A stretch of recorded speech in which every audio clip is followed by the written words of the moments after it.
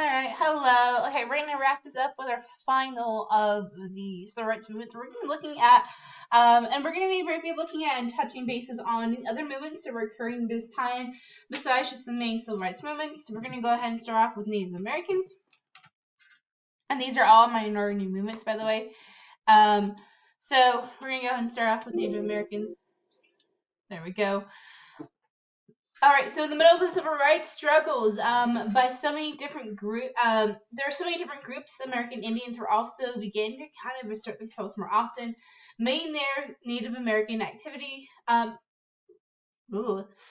Many Native Americans actively questioned their poor conditions they were facing on the reservations. They had suffered high rates of poverty, malnutrition, and substance abuse. This led to the formation of the American Indian Movement, or AIM.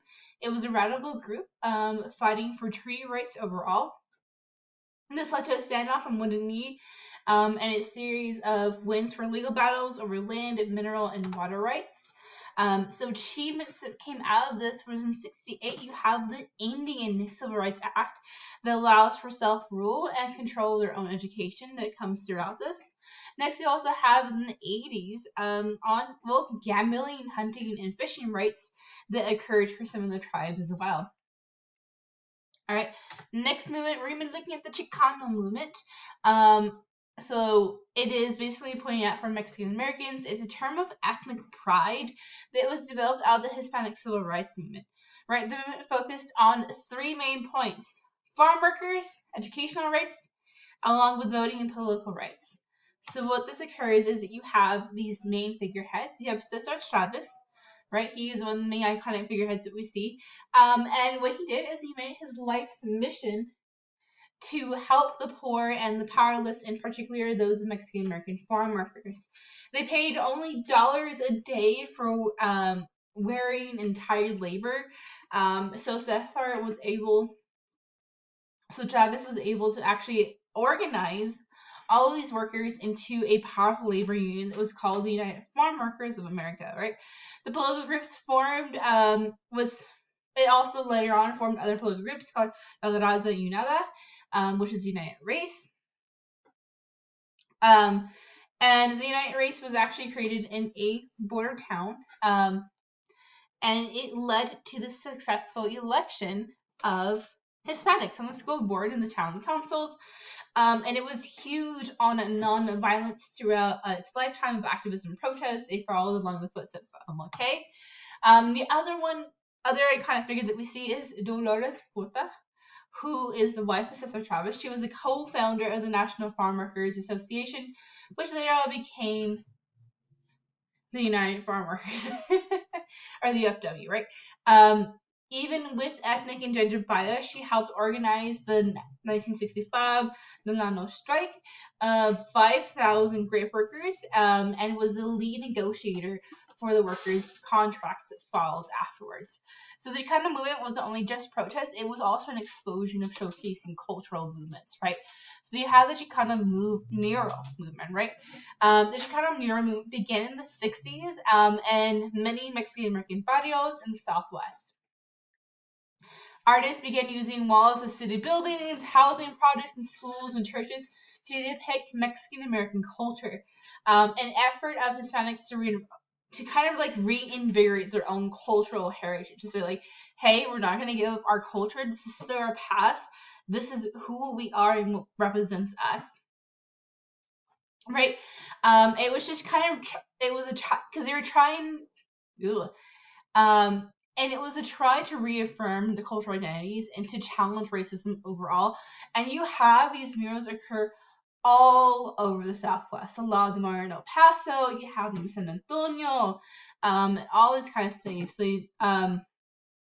El Paso alone has so many murals that occur because of the Chicana movement. All right? So that's what we see here. And then next we also have LGBTQ rights. So from the late 60s and on, you have gays and lesbians who formed new groups to structure their own civil rights. And efforts were met with some success as a number of states began to overturn existing anti-gay laws and dozens of towns passing ordinances to protect gay rights. The efforts also helped change long-standing perceptions. An example of this is being in 1973, the American Psychiatric Association removed homosexuality from its guide of mental illnesses, right? However, some groups did focus on the rights on reversing some of these new protections. You have one group that came out of it on a Miami ordinance that gave gays and lesbian civil rights protections by prohibiting discrimination on the bias of sexual orientation. A petition drive quickly attracted 60,000 signatures and triggered a referendum election. This successfully overturned that Miami ordinance. In a few years, you have other cities that also overturned laws protecting gay rights. LGBTQ plus rights and issues are still a diverse political topic even today. Next, we also have environmental movements. The one that we mostly see a lot of this is going to be from Rachel Carson's Silent Spring. And what this is it focuses on the chemical DDT and its harmful effects on the environment. So she's the one that led this huge formation of like something needs to be done.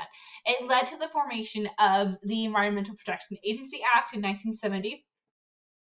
And it was a result of a groundswell of public concern and legislative action about pollution and other environmental risk because of her sentencing that was published in 1962. Now, Rachel Carson in general was a marine biologist that had that warned of the dire hazards of the overuse of pesticides, especially the widely use of DDT on humans, animals, and plants. And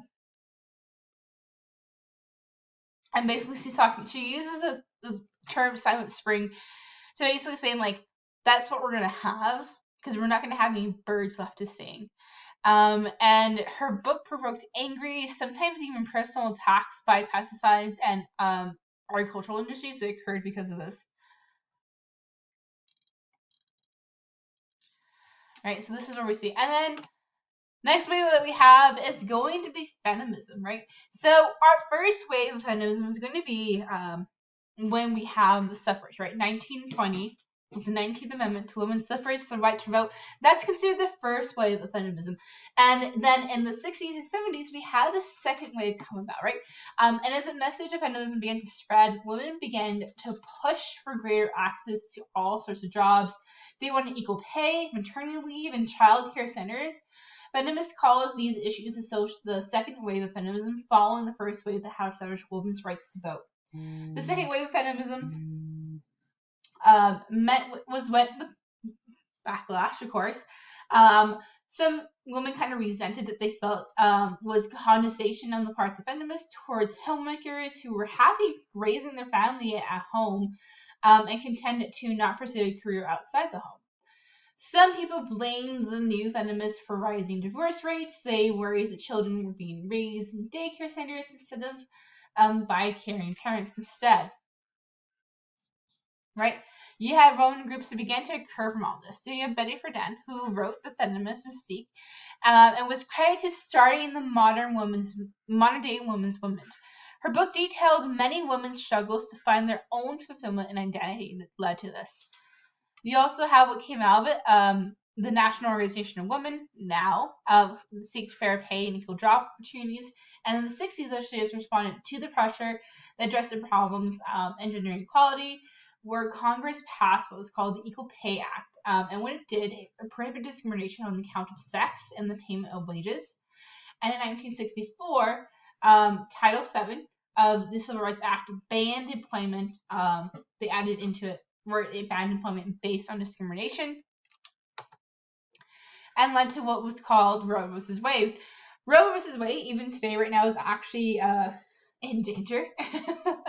So Roe v. Wade legalized abortion in early pregnancies, right?